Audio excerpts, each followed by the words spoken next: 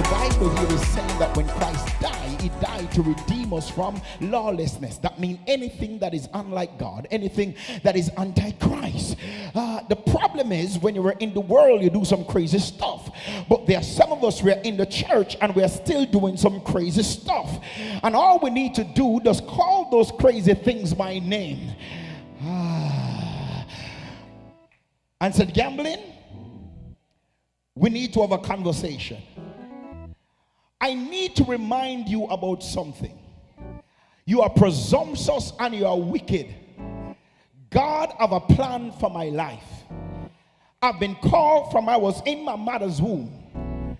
And I recognize that you have been sent. You mess with my daddy. You mess with his daddy. And his grandmother was a crazy gambler. And you are trying to stop me from walking in my purpose. But I remind you about the blood of Jesus. That's why he died. So that your powers will be broken from over my life. And you, spirit of gambling, I got news for you. The last time I checked the word, God said, whatsoever I bind on earth is already bound in heaven. And what I loose on earth is already loose in heaven. My daddy may not have known about this, what I'm going to give you. But one day, the Spirit of God got a hold of my life. And he drew me to a fountain. I did not understand it.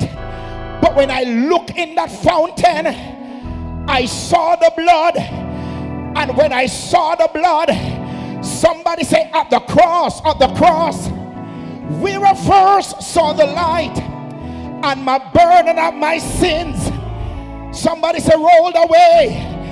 It was dear by faith. I received my sight. And now I serve you. Notice, in the name of Jesus, spirit of gambling, I serve you. Notice, I got the blood, I got power, and I got the Holy Ghost.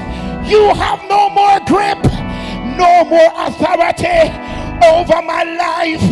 In the name of Jesus, in the mighty name of Jesus, in the powerful name of Jesus, take your flight and go.